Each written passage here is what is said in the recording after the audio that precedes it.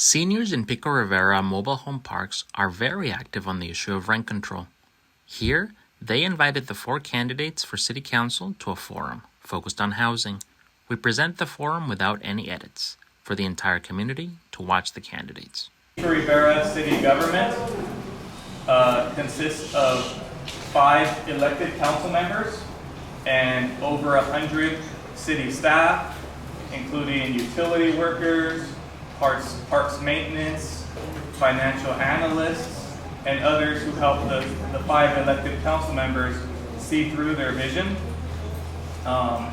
And this year, you'll get the chance to vote on 2 of the 4 candidates you see here today. There's 2 open positions on the city council. And you'll get to vote for 2 of the 4. You should have already received your ballots in the mail, or you'll be receiving them soon. And before we hear from the candidates, go ahead, Maria.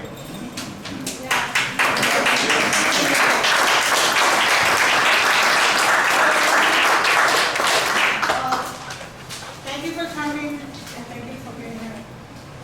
My name is Raul Elias, and I just want to give you a little bit of why we started rent control.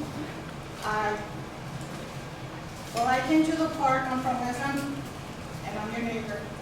Came in the year 2014 with my 4 children, and once I was in the park, I started noticing that there was a lot of issues in the park, a lot of complaints, increases of rent, and I started walking the park, noticing all the information that the residents were telling me. So there was a time that our rights were violated, and that's when I took it very personal. I started noticing that the rent increases were 7%. We asked why is 7% when our contract said 1 to 7. There was never an answer that it was only a 7%. So I joined with 2 of the residents, and we said, this is not going to be easy, but we're going to start talking with the residents. And we did. We gathered, we united. Our neighbors around Villanova, Rio Vista started hearing the cause of why we were fighting for our own park. And they joined. The journey was not easy. I'm going to tell you, it wasn't easy. But I know it was worth it. Because we pay only the space. We own our home. And I believe that our rent was very high. So I decided to start a group in my park. And the neighbors were calling. And I said, okay, you want to join? We all joined. So we started this journey. And there was times that it was very difficult. There was 3 times that there was 2 votes that we lost, and I was disappointed. But we kept being persistent. And I'm not gonna lie, I was very disappointed.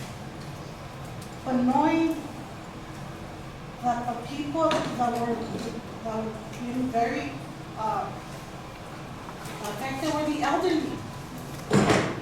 So I said, okay, I got to do something about it. And we joined force. So back in January 1st, 2022, we got a victory. Okay. We have 3%. Yes. I know that we have 6 parks. The only park that did not qualify was my park, West End. But we passed a law that is going to be effective the 1st of 2025. Then we'll have rent control. But I was very happy that I know that my neighbors got a rent control law. So the ordinance was signed on January 11th. And I am very thankful, happy to know that you guys have peace. I have peace. And that is to me, there's a price that you can't pay with money. So I really thank the city, a vote of 3-2. Remember, it was 3-2. So we gotta see the two that were not in favor. But we did it, and we have rent control. You guys have rent control. Thank you, Maria. So that just hopefully gives some context to the situation. I know most of you here are mobile home owners from the local mobile home parks. Some of you are other Pico Rivera residents here visiting. So thank you, Maria, for that context of the rent control ordinance that Pico Rivera did pass earlier this year, and now gives rent control to most mobile home spaces in Pico Rivera. And we'll talk more about that later. We don't want them to mention any endorsements they've received or they've sought, just because we care more about their policies. We don't really, right now we want to hear their policies, not their endorsements. So thank you for respecting that. We also don't want any personal attacks to be done here. Obviously, it's okay to talk about somebody's record because that's, something professional, but we don't want any personal attacks. Our timekeeper will show signs when you have a minute left, 30 seconds left, and 5 seconds left. Good afternoon, buenas tardes. Thank you for having us. Thank you for this opportunity. I've had the pleasure of serving as the City Council for several years now, and I've been, one of my biggest promises that I've given you is to work hard for you over the years and to build a quality of life that you can enjoy with your families. But it's very easy for me to say that unless you have results. And I can tell you, I have different results over the years, whether it's come to, working with on public safety issues, having the best graffiti program in the county of Los Angeles, being able to work with our law enforcement officers to reduce crime dramatically. Sure, we still have our challenges and we have many things to do, but over the years, we've definitely changed Pico Rivera. Pico Rivera is not the Pico Rivera it used to be as it relates to crime. When it comes to economic development, we work to bring in new investment to create the future fiscal sustainability for the city of Pico Rivera. We brought new businesses. When it comes to parks, with the days of building the brand new parks, whether it was Smith Park,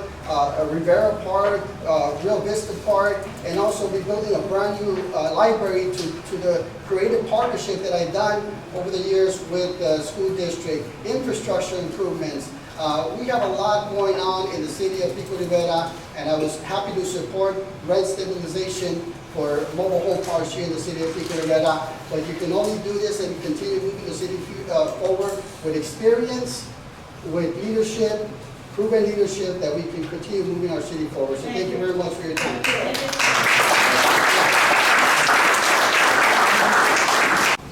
Okay, next, if we could please have Raul Elias.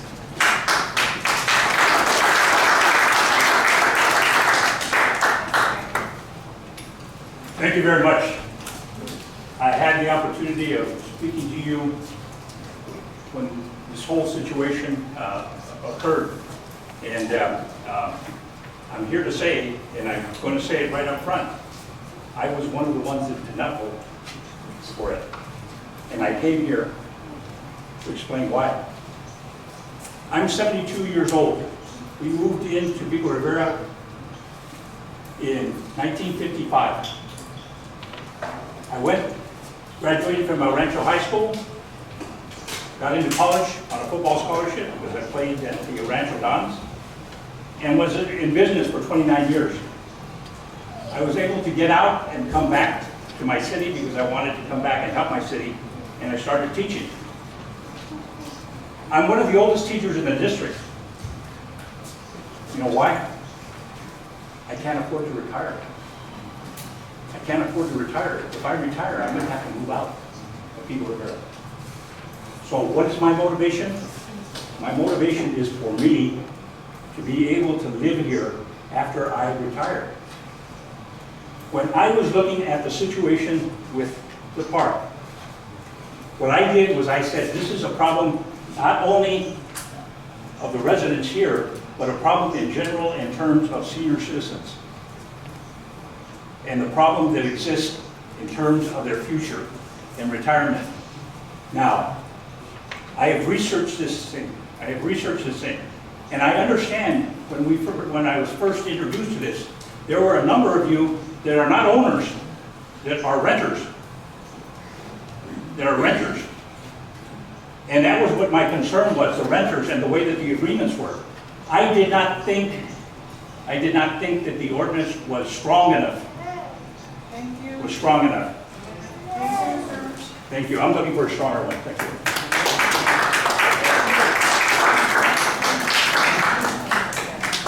Thank you. Thank you, and I apologize if I don't go around. I'm having allergies, so I'm just, they're really flare up right now. So, I'm Tony Hernandez, or Antonio Hernandez. Everyone knows me as Tony.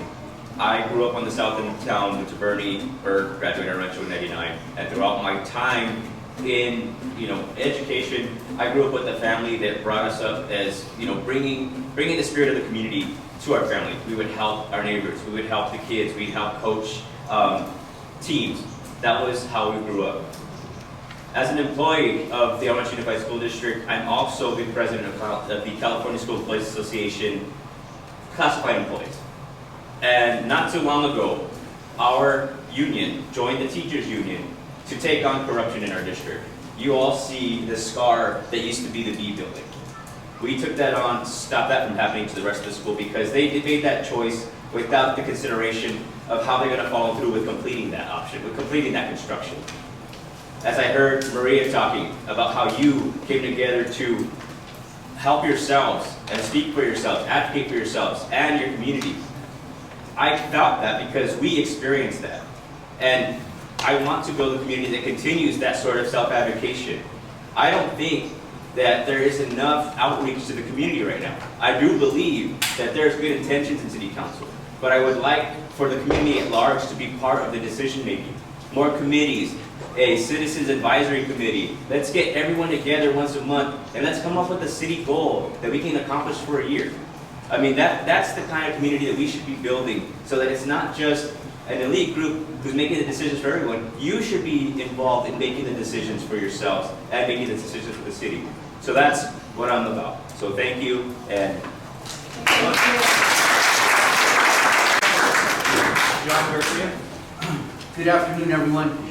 My name is John Garcia. Before I get started, I just want to thank God for letting us gather here and everyone arriving here safely. And I want to thank the mobile park residents for putting together this venue. Maria, thank you for your perseverance because these were not issues to take on. They were hot topics, and you guys persevered and stuck together. So congratulations. I grew up right here in Pico Rivera. I'm a lifelong resident. I went to elementary, middle, and high school here. My wife, Vivian, I want to introduce her in the back. She's right there with me. And my strongest supporters right there. And at the end of the day, I raised my children here.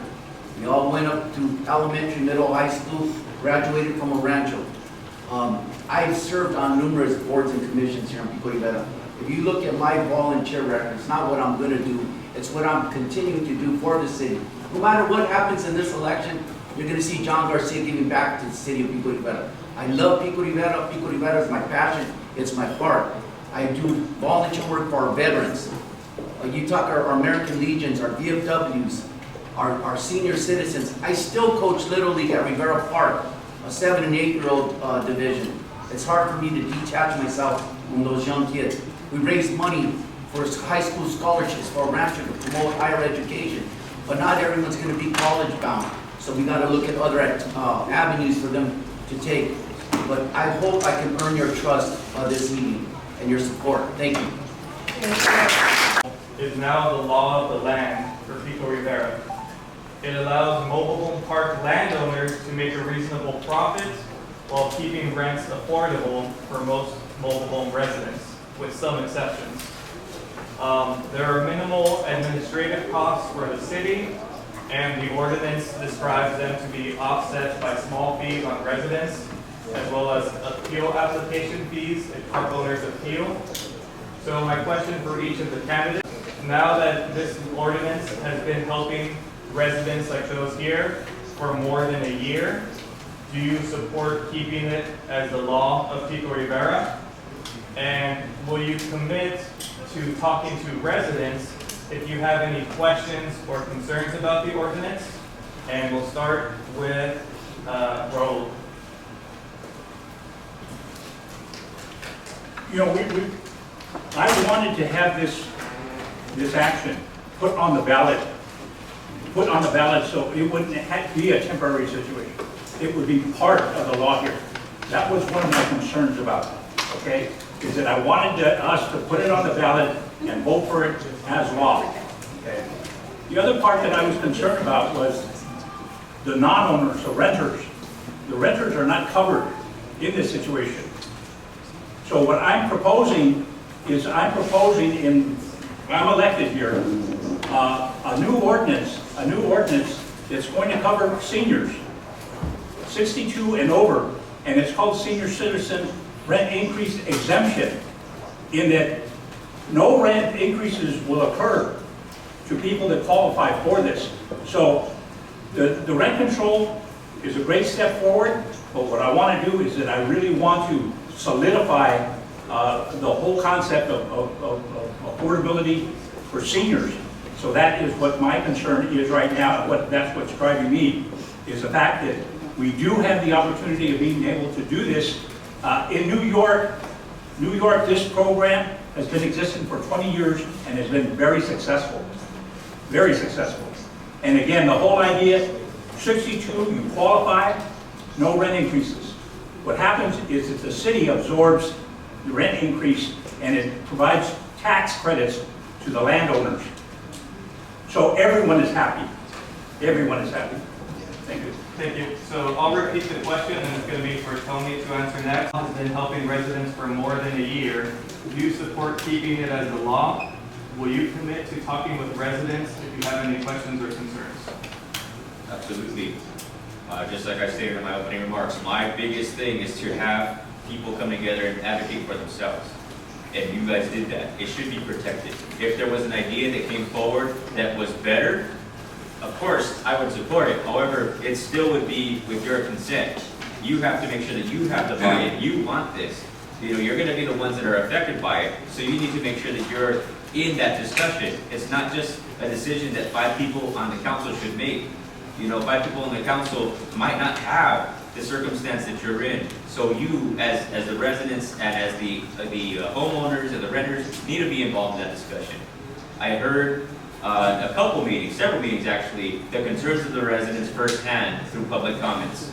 And again, knowing that there's fixed income situations, understanding that our world's in a situation where inflation is huge, you can't buy the same groceries of that, and if you have to compete that with rent rising, that's tough. So absolutely, I would continue to support what we've got going on, and if there's changes, you're going to be in that decision. First of all, I want to thank all of you who were engaged in the mobile rent home utilization, and that came to me and educated me on an issue that I was not as familiar with. I don't pretend to know it all. I continue to be a student, and you were my teachers, and you taught me the value and the challenges that existed today. The impact of these rate increases that create a challenge for you, financial challenges. So it's great to talk about future, and it's great to talk about what we can do in the future, but any idea requires a plan to execute. But for me, it was about the now. And now you all were experiencing impacts to your livelihood, to the potential that some of you might not have a home to be on. So when I got educated, I studied it, I researched it, I understand economics very well, and I saw no economic impact to the city of Pico Rivera. I believe in this ordinance, I supported this ordinance, I will continue making this ordinance law, and it is law. An ordinance is law. The only people that can change this law is you people, when you have members of the city council that feel that otherwise. You know, we can put measures on the ballot, and that's law too, but we were elected to create laws and policies for you. And therefore, when you come and you have an issue and you educate us, this is our responsibility. And I took it upon my responsibility to learn, to educate myself, and do something that is beneficial for you, and I support it, and I will continue to support it. John Garcia. Let me be real brief. I support rent control. You know, my vast experience and knowledge working for a housing authority in the city of Los Angeles, working with tenant groups such as Villanova, Rio Vista and the other housing facilities, I know what the quality of affordable housing is to many folks, especially when you're on a fixed income. I work very close with those tenant organizations, so I will support you to make sure that we're moving things forward. The city does have the ordinance. It's a good first start, and I'll continue to work once I'm elected to city council to work with our local, state, and federal leaders to make sure that we can improve upon it with your help and your support. Thank you. Any chance we can bring back the deferred payment plan for seniors to repair their homes? So I have to be honest and say I'm not familiar with what that plan is.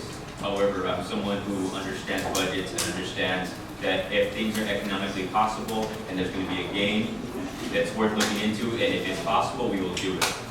The deferred payment plan is, I'm assuming, one that helps you repair and modify or do what you need to do. That sounds fine. That sounds like if it worked before, it could work again. I'm not understanding why it was pulled. And I can't ask that question, of course, of you guys because you've all experienced that. But if it's something that's within the budget and it's something that the people are interested in, and we can afford it, we'll do it. We receive a variety of different funding from the federal government, and one of them has been for, whether it be Section 8, whether it be community development block grants to help and assist our residents to improve their homes. Unfortunately, the allocation that's given to us for that is not enough. It's never been enough. The waiting list has been quite long.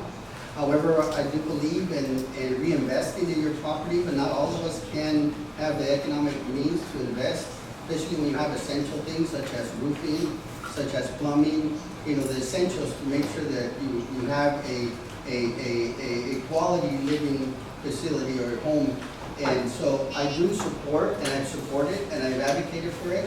And if we have an opportunity to increase, whether it be through general funds or other funds that we get, or work with our legislators in the state or the federal government to get some additional funding, either for grants, either for microloan programs that maybe less than 1% interest or something of nature.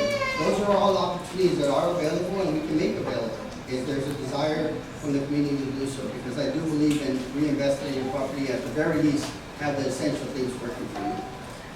If I'm understanding the question correctly, I was afforded an opportunity back in the days to volunteer for seniors to do the fix-up, paint-up programs, whether it was windows, roofing, painting facilities. And there was a number of agencies who provided that type of service to our senior population. I would work with staff to research that, see what's available, what's not available, and see where we can strengthen that. Because now with the rising price of gas and the groceries, we got to look at other ways of bringing in revenue and funding to help those that are most vulnerable and those that are on fixed incomes. So I will try to do what I can.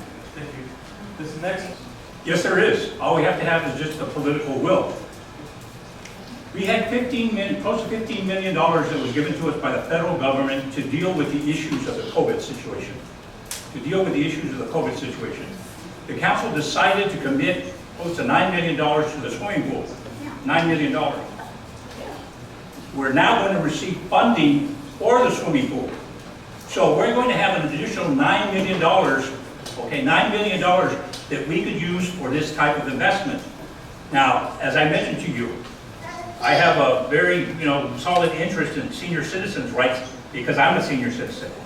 And the thing that I want to do is I want to create a senior citizens commission in this city that would be responsible for those types of programs and overseeing them. What I'm saying right now is that we have the surplus to be able to develop the investment money to do such a thing. I had even requested that $50,000 be committed in a feasibility study in having us develop a federal credit union in Pico Rivera that would not only do financing for this, but financing for homeowners, okay, and financing for student loans. So this is the kind of progressive policies that I want to implement before I leave.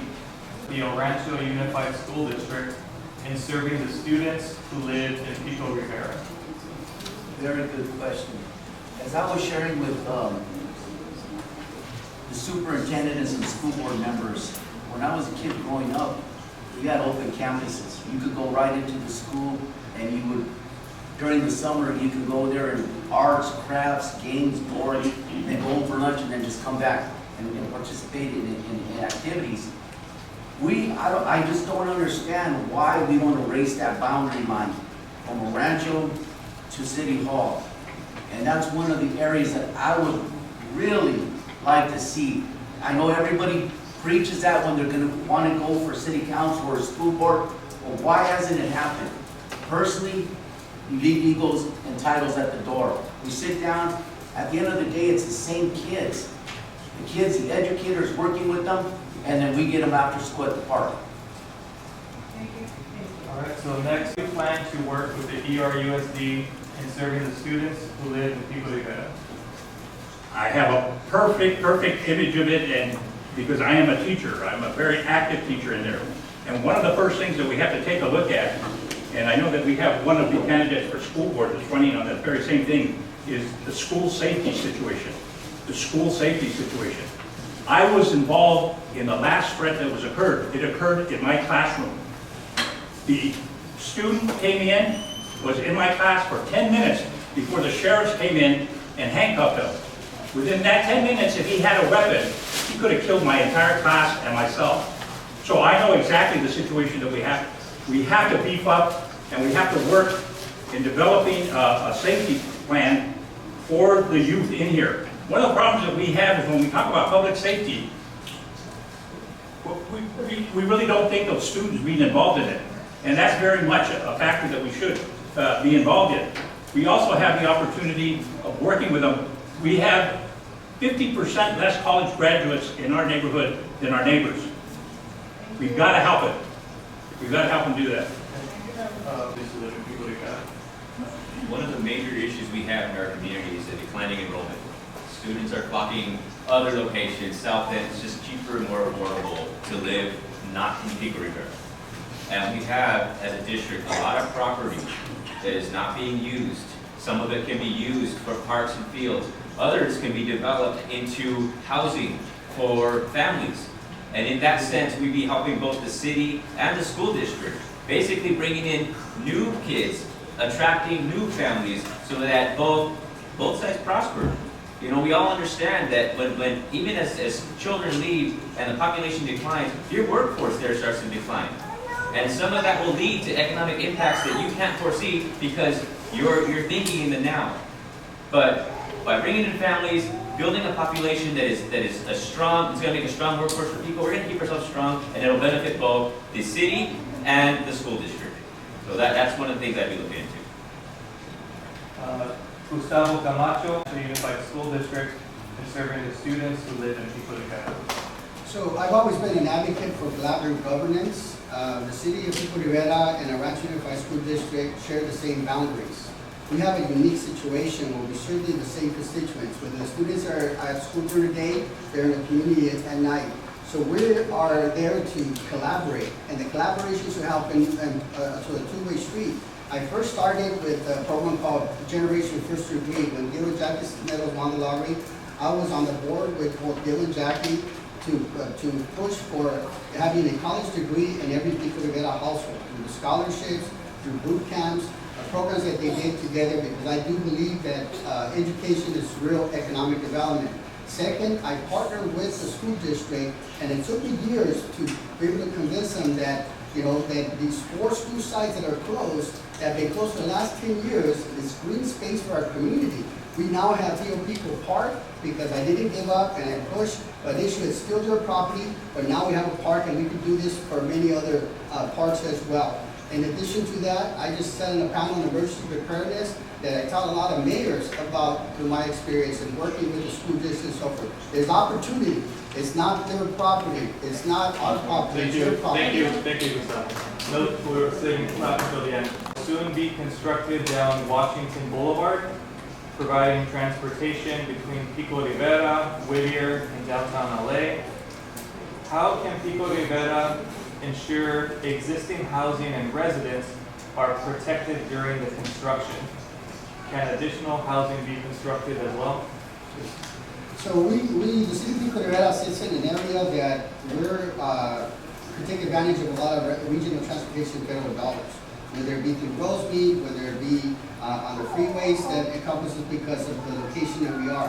However, when you have the Gold Line Metro extension or the high-speed rail that ideas are coming through, when it first came to my attention as far as the Gold Line extension, the idea and the concept was different. Today's design, I don't support it because it makes major impacts. I was involved in the East LA Gold Line extension project, the community advisory committee in East LA.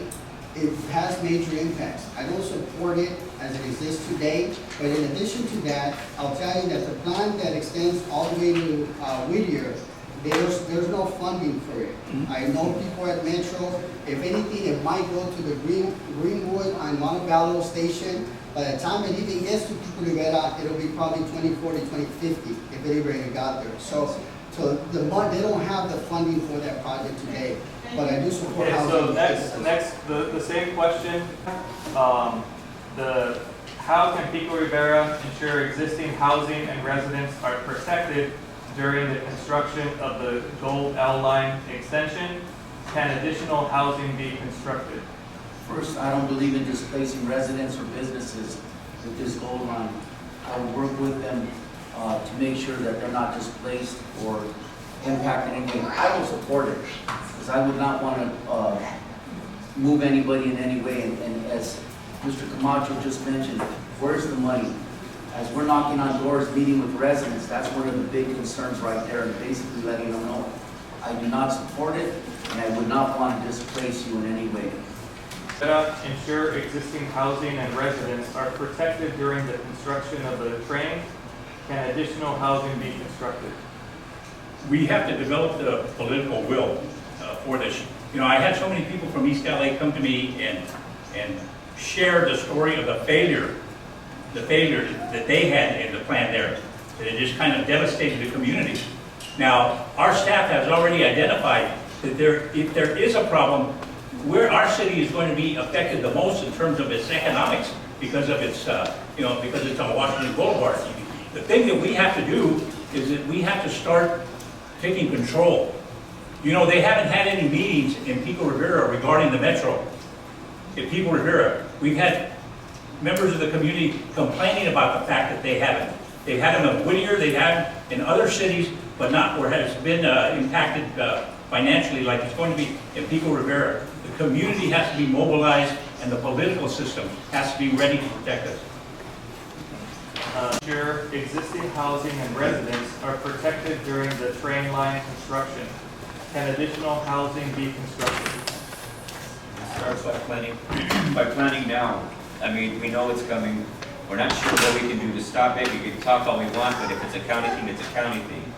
We need to consider things like security, additional police, traffic mitigation, because if they start working and constructing on Washington Boulevard, that's one of our major arteries. That's going to be affecting not only the businesses, but all the housing all around there. Homelessness is going to increase, I suspect. So we need to make sure that we plan for all of that. As far as protecting and building more housing, I don't believe that they should displace any residents. But I do believe that if we are going to build more housing, and I believe there actually is another housing project scheduled to be built on Washington Boulevard. I don't know when that's going to happen, but I thought that's going to take place. So, is that 5 seconds? Thank you. Sorry. The mobile home park is the traffic on Beverly Boulevard and Paramount Boulevard. What can be done to provide alternatives for driving for seniors and others, and basically alleviate traffic conditions in general? So, just today, getting here, I used Google Maps, and Google Maps took me to the entrance is locked over here. And, and that's just from the person who's coming as a guest. But maybe that would be a suggestion, is if the congestion over here on Beverly is too much, then maybe we can make that the entrance. That's just a thought. But if there's things that are needed, like if we need to put a traffic stop sign there, if it's possible, You know, has the residents brought that up to City Hall? I'm not sure.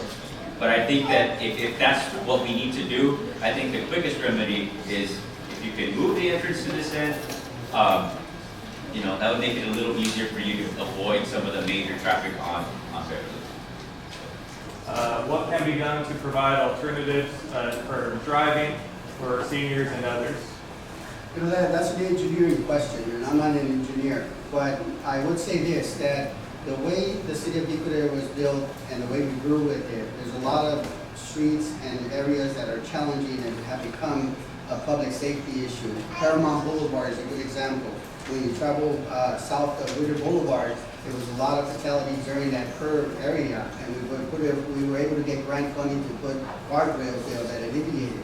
We still have many other roads in the city that we got to fix based on today's standard of cars. As it relates to the exit right now, I'm very familiar with it because I'm your neighbor. I live on the other side by Johanna Park. And the way I understand when somebody asks me for a stop sign or a traffic light, there has to be an engineering study done. And there has to be certain setbacks between one light versus another. So as much as something might be needed based on the people who live there, it might not be engineering possible from my understanding. Now, however, I would address it, and I will make sure that the staff does an engineering study to determine whether we can have a traffic light there in that location. Well, once elected to city council, I would work with the team to see what we can do after some research there, if there's a possibility for a traffic light or not. It's unfortunate we don't react to that until somebody gets killed or somebody gets hurt right there. And that's already too late. But in terms of transportation, I would have to check to see our dial rides for seniors and maybe the cab services that might be able to alleviate and take some pressure off for our seniors here in the community. That's something that I would look into at City Hall and try to make that resource available for the residents here. I live on Rosemead, so I have the very same problem that you have here. If I don't get a left turn or a right turn at the right time of the day, I can't make it. So, it's a situation that, if you go down Washington and you get around the Del Rey restaurant, they have a stop space there where, you allow people to pass and so on. Now, if they could do it for the Del Rey restaurant, they sure could do it for us on Rosemead and for you on this street here. What are your qualifications basically for making decisions on the city council? I teach economics and law. I've been teaching it for 17 years. Before that, I had 29 years of business and business finance. I was in Washington, D.C. for 13 years. Worked with two administrations, the Reagan administration and the Clinton administration, as an economic advisor. I have seen budgets and managed budgets that are 5 or 6 times larger than the city budget. So I have very much experience in it, and I have experience in contracts. So in terms of this area, that's very, very important. Community involvement is great, but when you're developing policies and you're having to deal with the challenges that our city has, you have to have an understanding of finance, business, and law. Just my experience in terms of being the mayor, okay? There was a practice of just getting the last page of the contract for the mayor to sign, the last page. And it was, where's the rest of the contract? Well, we usually don't give the last page, all right? This is the thing that creates more accountability and transparency in terms of government, if you know what you're looking for. Thank you. What qualifications will help you in becoming city council member? I've been serving as a negotiator for my union with our school district since 2008. And during that recession, it was a lot of hard decision making, a lot of research, a lot of budget analyzing, a lot of thinking outside of the box. But the most key component to all of that was communicating with both sides of that table. The impacts of what the district was facing at the time made the difference between somebody having jobs and someone not. People eating, people not eating. People having homes, people losing homes. And we're going to hit that again coming this recession. My experience in negotiation is probably going to be a little helpful here, especially since we do deal with labor organizations within the city. And we're going to be dealing with decisions that are going to impact the residents. Regardless of whether or not they're directly involved with the city, it's all going to impact you. And making sure that you all have a voice and understand that the decision making is done with your best interest to the best capability of the council is what I would bring during decision making time at the council. Thank you. I would defer back to my 30 years of experience working in my public and private sector, working in some of the most vulnerable areas in the city of Los Angeles, being able to balance budgets, being able to go after grant funding, working with tenant organizations to empower them to bring in small business opportunities there on the ground so residents can purchase that first home.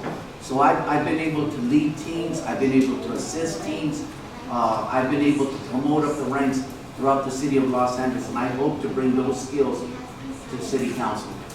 So I've owned businesses. I'm a business executive for a program management company, solar energy companies. I've negotiated high-level contracts. In addition to that, I majored in public administration with an emphasis in urban planning. So I understand the dynamics of the city and its operations. I actually tried to an advocate to create the 89th city of LA County. I understand budgets from the bare bones to try to build them to what it is today. I've been past president of the California Contract Cities Association, representing 78 cities in California, including the city of LA and Sacramento, to advocate for local government, local control, to make sure that the laws that are being implemented do not tie our hands to provide you the services, but also to implement laws that give us the tools to provide the services. I've had negotiations with the Speaker of the Assembly. I've met with the Governor. And all in all, the results have been that I've been able to bring, I would say at this point, hundreds of millions of dollars to the city of Pico Rivera through my leadership. Thank you. First off, thank you all for the invitation. Thank you for hosting this event, and it's been great. As I said before, I'm not a person who ever wanted to get into politics, but during a recall that we just had, it kind of brought me to it because I don't want to see that same type of influence that was infiltrating our district get into the city. Not too long ago, there was a contract that was up for votes where this company was going to get in without going through the proper bidding process. And they stopped it. It was stopped because there's public comments made and because people got up and said, well, wait a minute, how did that happen? We can't continue to have that. If we don't stop that sort of behavior and implement the right policies that are going to prevent that from happening, my worry is that it will get back not only to the city, but in the district. And that needs to end. So that's my thing. We can't have transparency and then have a dark room behind it. Transparency means that you can see right through that window and see everything that's going on, and that's the goal. So my purpose is, again, to do the will of the people and to serve the people. So thank you. Well, again, thank you all for the opportunity to be here.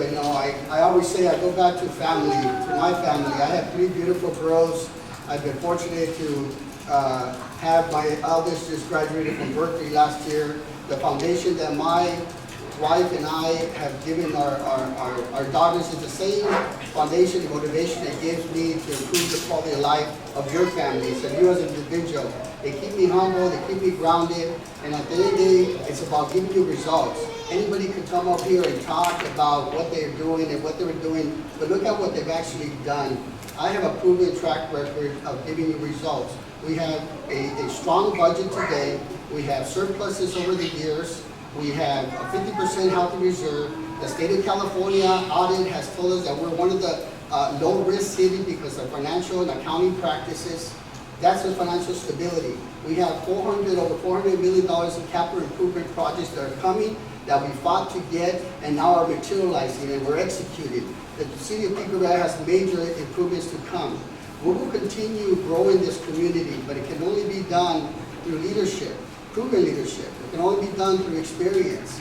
You know, there's many projects here in the city that are being executed, but none of the investments that the city is experiencing today or future investments can occur if we don't have the public safety in our community. Public safety is paramount, but we start at home, we start in our communities, we start in our neighborhoods. We're working with each other, making sure that the public safety officials have what they have.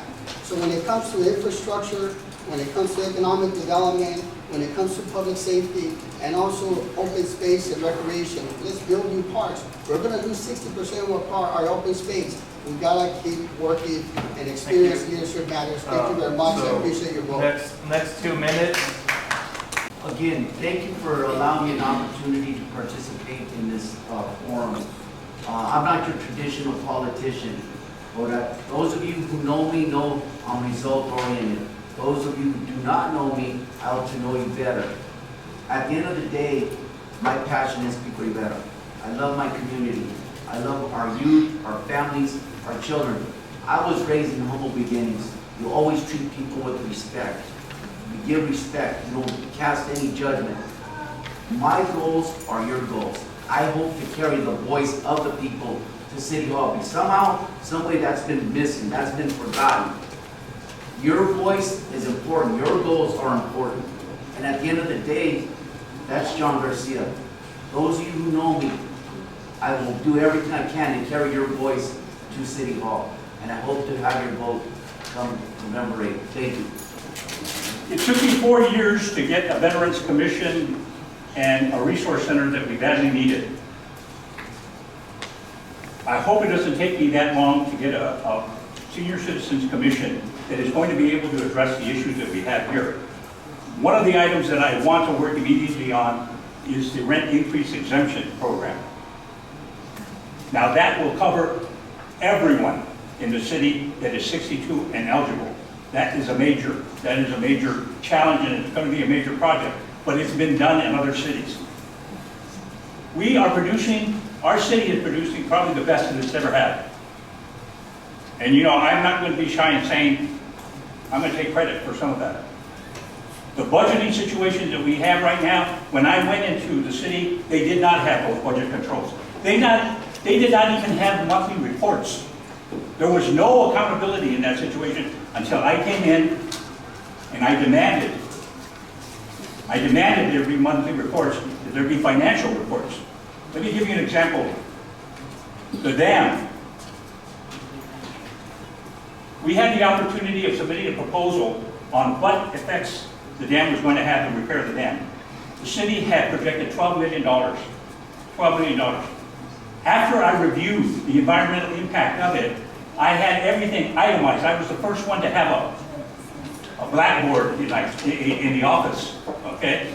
And I showed them, and I said, you know what? Well, that's not going to take care of it. Not the safety, not the traffic, not everything. 120. They submitted 120 million. It went from 12 million to 120 million, only because I understood budgets, I understood management, and I understood organization. You're going to have that expertise. Give me 4 years, and I'll give you everything I've got.